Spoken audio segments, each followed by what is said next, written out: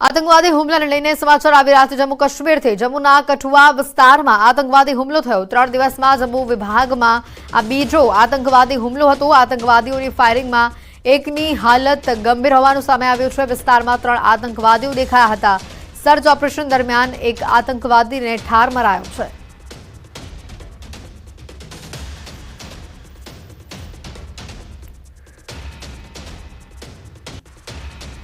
जम्मू काश्मीर में आतंकी हुमलानो जो मामलो सामे आव्यो छे आतंकवादी हुमला बाद कार्यवाहीनो पण धमधमाट चाली रह्यो छे आतंकवादीने शोधवा माटे पोलीसे इनाम जाहेर कर्युं हुमलामां संडोवाયેલા आतंकवादीनो स्केच जाहेर करवामां आव्यो छे माहिती आपनार माटे 20 लाखना इनामनी जाहेरात करवामां आवी छे आतंकवादीओए यात्रिकोनी बस पर फायरिंग कर्युं हतुं अने जेमांथी एक आतंकवादीनी आ तस्वीर सामे आवी छे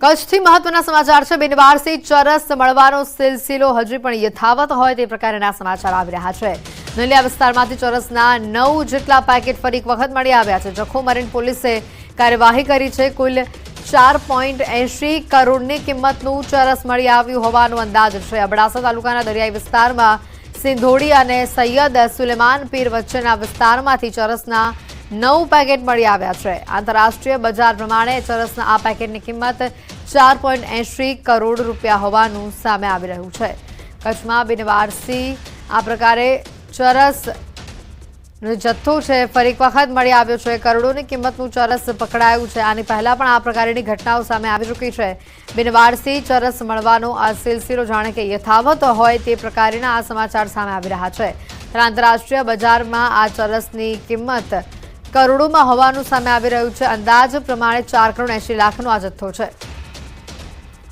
વધુ માહિતી મેળવીશું ફોન લાઈન પર સંવાદદાતા મેહુલ જોડાઈ ચૂક્યા છે મેહુલ ફરી એકવાર કચ્છથી આ જ પ્રકારના સમાચાર સામે આવી રહ્યા છે બિનવારસી ચરસ ફરી એક વખત મળી આવ્યો છે જી ચોક્કસની વાત કરીએ તો કચ્છમાં બિનવારસી ડ્રગ્સના પેકેટ મળવાનો સિલસિલો છે તે હજુ પણ યથાવત જોવા મળી રહ્યો છે પશ્ચિમ કચ્છના જે નલિયા વિસ્તારના જખો મરીન પોલીસ છે તેને ચરસના 9 પેકેટ છે તે મળી આવ્યા છે અબડાસા તાલુકાના જે દરિયાઈ વિસ્તાર સિંધોડી અને સૈયદ સુલેમાન પીર છે ત્યાં વિસ્તારમાંથી આ ચરસના છે તે 9 પેકેટ છે તે મળ્યા છે આંતરરાષ્ટ્રીય બજાર પ્રમાણે આ ચરસના પેકેટની કિંમત છે તે 4.80 કરોડ છે તે માનવામાં આવે છે તો ચોક્કસની વાત કરીએ તો 2 દિવસ અગાઉ પણ આ જ વિસ્તારમાંથી 10 જેટલા ચરસના પેકેટ છે તે મળી આવ્યા હતા જી બિલકુલ મેહુલ આભાર માહિતી બદલ તો બિનવારસી ચરસ મળવાનો સિલસિલો કચ્છથી જાણે યથાવત હોય તે પ્રકારના સમાચાર સામે આવી રહ્યા છે 4.80 કરોડની કિંમતનું ચરસ કચ્છથી મળી આવ્યું છે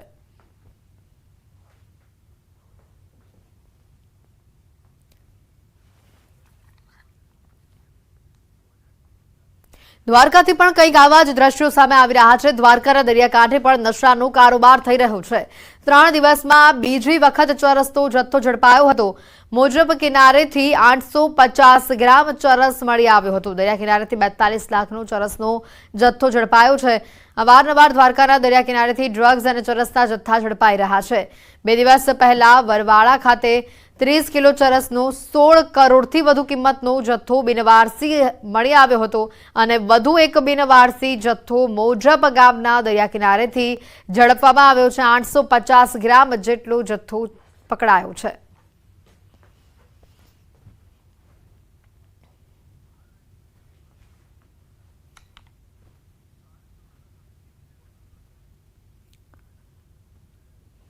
વડોદરાથી પણ અન્ય સમાચાર આવી રહ્યા છે તરસાલીના પેટ્રોલ પંપ પર હોબાળો મચ્યો છે પાણી મિશ્રિત પેટ્રોલ આપતા હોવાનો આક્ષેપ છે વાહન ચાલકોએ પેટ્રોલ પંપ પર ભારે હોબાળો મચાવ્યો છે પેટ્રોલ ભરાવ્યા બાદ 150 વાહનો બંધ પડ્યાનો આક્ષેપ છે વાહન ચાલકોએ બંધ પડી ગયેલ વાહનોને પેટ્રોલ પંપ પર જ મૂકી હોબાળો મચાવ્યો પેટ્રોલ પંપ પર વાહન ચાલકોએ હોબાળો મચાવતા પોલીસ બોલાવી પડી હતી પેટ્રોલ પંપ પરથી વાહન ચાલકોને નવેસરથી પેટ્રોલ ભરી આપતા મામલો થાળે પડ્યો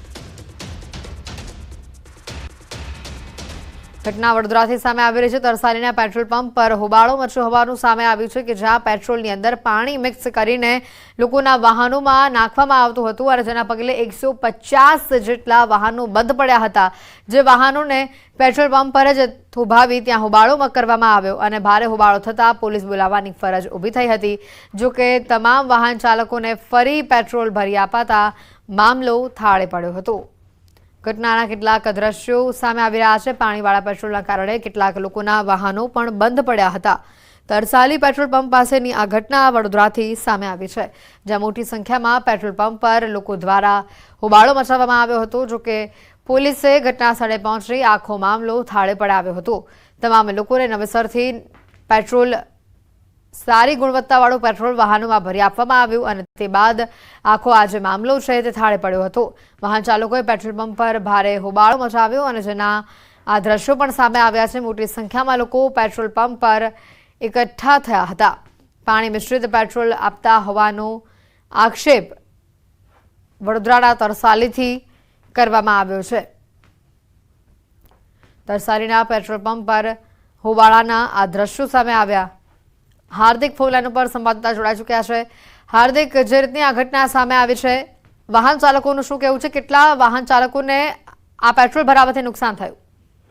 બિલકુલ, આપણે અનેક કિસ્સા જોયા છે કે પેટ્રોલ પંપ પર પેટ્રોલ જે છે તે મિશ્રિત આવવાની ફરિયાદો સાથે ગ્રાહકો જે છે તે હોબાળો મચાવતા હોય છે। ત્યારે આ જ પ્રકારની ઘટના જે છે વડોદરા શહેરનો તરસાલી વિસ્તાર છે ત્યાં બની છે। તરસાલી વિસ્તારની વાત કરીએ તો ત્યાં મોટી સંખ્યામાં વાહન ચાલકો જે છે તે પેટ્રોલ પુરાવા જાય છે, કારણ કે ત્યાં મેઇન રોડ આવેલો છે।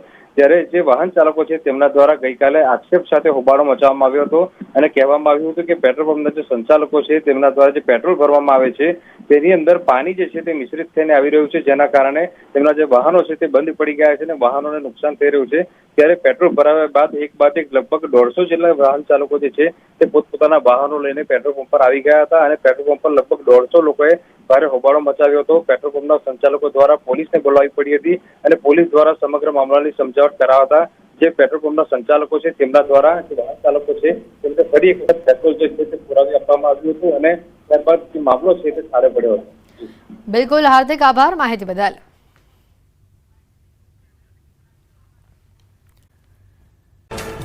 વલસાડના ઉમરગામમાં એસીબી ઇલેક્ટ્રિકલ કોન્ટ્રાક્ટરને લાંચ લેતા રંગે હાથ ઝડપ્યો। ડીજીવીસીએલના કાર્યપાલક ઇજનેરના નામે માંગી હતી 12,300 રૂપિયાની લાંચ। સુરત મનપાના 2 લાંચિયા ક્લાર્ક ઝડપાયા। ઉધના ઝોનના 2 ક્લાર્ક એસીબીએ ઝડપ્યા। 35,000ની લાંચ લેતા રંગે હાથ ઝડપ્યા। મકાનની આકરણીની રિક્વેઝેશનની ફરિયાદોના નિકાલ માટે માંગી હતી આ લાંચ।